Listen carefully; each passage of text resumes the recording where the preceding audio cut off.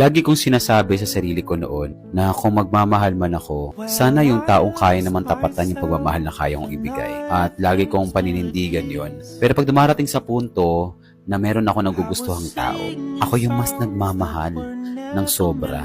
At hindi ko naman pinagsisisihan yon dahil alam ko yung taong gusto ko at gusto kong i-pursue, alam kong deserve naman niya na yung pagmamahal na ibinibigay ko, ibalik man niya or hindi, alam kong tama dapat ang ibinibigay kong pagmamahal sa isang tao. Sinasabi nila, sobra daw kasi ako magmahal, kaya tayo nasasaktan. Maging sobra man o maging kulang man yung ibinibigay mo sa taong mahal mo, masasaktan at masasaktan pa rin tayo dahil parte to ng prosesong pinili mo. At lagi nyo rin tatandaan, isa sa pinakamasarap na pakiramdam ang nasasaktan tayo dahil mas lalong ituturo sa'yo nito kung gaano ka kahalaga at gaano ka kamahal-mahal.